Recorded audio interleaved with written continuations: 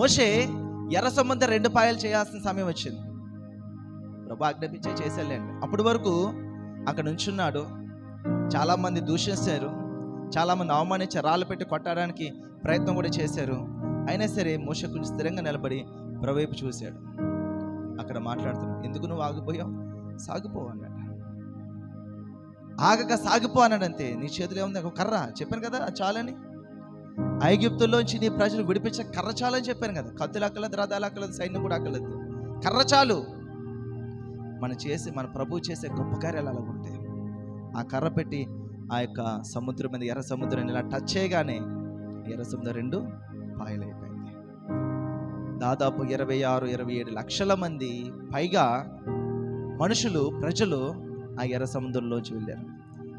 మనం కొన్ని క్యాలిక్యులేషన్ మనం చేసాం. 25 లక్షల మంది ఒక దారిలో ప్రయాణించాలి అంటే, వాళ్ళు దాటి వెళ్ళాలి అంటే ఆ రోడ్డు ఎంత వెడల్పై ఉండాలి, అది ఎంత స్థలమై ఉండాలి.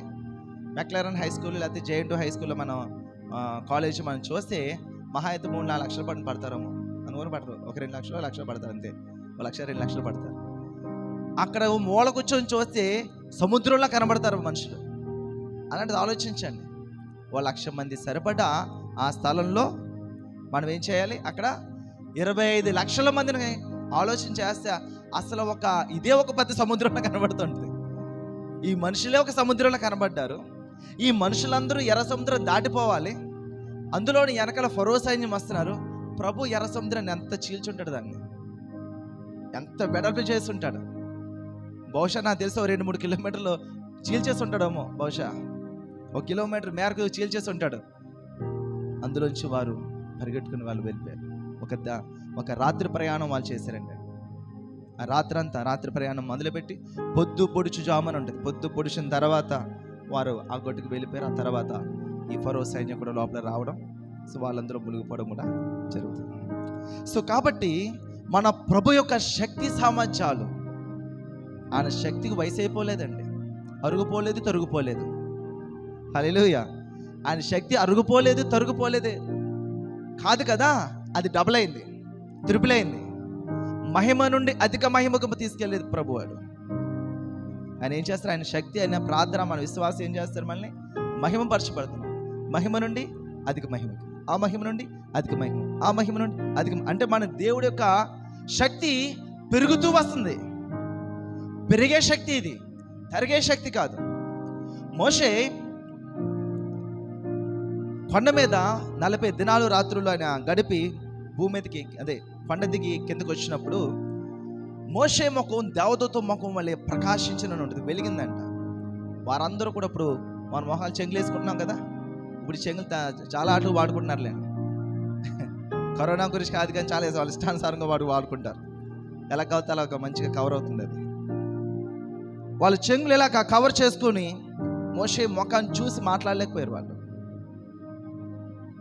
తర్వాత కొన్ని గంటలకో అదే రోజుకో ఆ మహిమ ఏమైపోయింది? తగ్గిపోయింది. ఆ మహిమ బయట నుంచి వచ్చే మహిమ. మోషే పొందుకున్న మహిమ ఎటువంటి మహిమ? అది బయట నుంచి వచ్చే మహిమ. ఎందుకనంటే మనిషి కుమారుడు ఇంకా ప్రత్యక్షపరచబడలేదు, రక్తం చిందించబడలేదు, మనిషి పరిశుద్ధుడిగా ఇంకనూ మార్చబడలేదు. కాబట్టి పాత నిబంధన గ్రంథం అంతా కూడా ప్రభు ఏం చేస్తాడు? బయట నుంచి ప్రభు కాపాడుతూ, బయట నుంచి మాట్లాడుతూ, బయట నుంచి క్రియలు చేస్తూ ఉన్నాడు. సో ఎప్పుడైతే మనిషి పాప క్షమాపణ పొందాడో, రక్తం చిందించబడిందో, మనుషుల్లో ఉన్న పాపం అంతా ఏం చేయబడింది?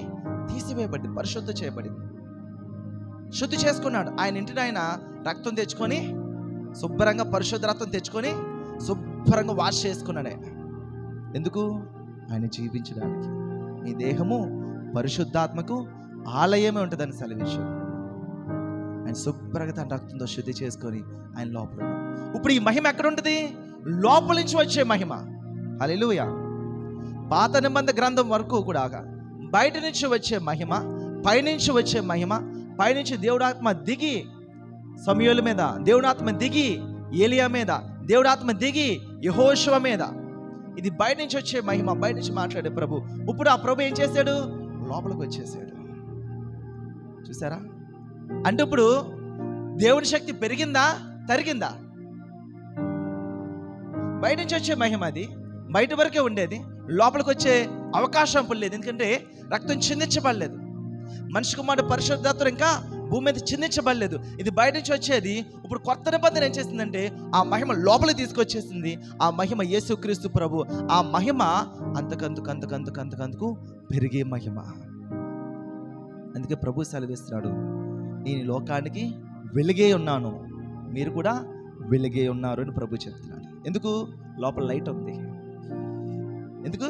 లోపల లైట్ ఉంది. ఆ గ్లాస్ లైట్ కాదు. ఆ లైట్ కనబడుతుందా? ఆ గ్లాస్ లైట్ కాదు. గ్లాస్ అంతే పైన కనిపిస్తుంది, దాని లోపల లైట్ ఉంది. దాని లోపల లైట్ వెలిగింది కాబట్టి అది గ్లాస్ అంతా ప్రకాశమానంగా వెలుగుతుంది. అది అర్థమైందా? మనం ఆ గ్లాస్ లాంటి వాళ్ళు అనమాట, ఆ కవర్ చేసిన గ్లాస్ లాంటి వాళ్ళు. లోపల లైట్ వెలిగిందంటే మనం ప్రకాశిస్తూ ఉంటాం. ఎంత ప్రకాశిస్తాం?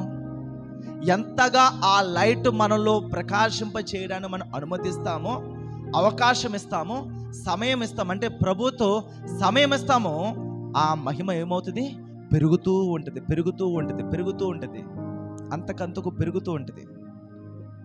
ఈ మహిమ గల దేవుడు మనల్ని ఏం చేశాడంటే, పాత గ్రంథంలో వారందరూ కూడా ఆయన వచ్చి మాట్లాడుతూ సరిచేస్తూ సరిదిద్దుతూ వచ్చాడు. ఇప్పుడు లోపలికి వచ్చేసి నీవు ఈ లోకానికి మాదిరికరంగా నిలబడాలి. మనమందరం కూడా యేసు నామాన ఆయన పేరు పెట్టబడిన జనులముగా ఈ లోకంలో ప్రభుని మనం చూపించాలి. ప్రభుని చూపిస్తున్నాం. మనం దేవుడి ప్రజలుగా మనం ప్రభుని చూపించేవారుగా మనం ఉండాలి.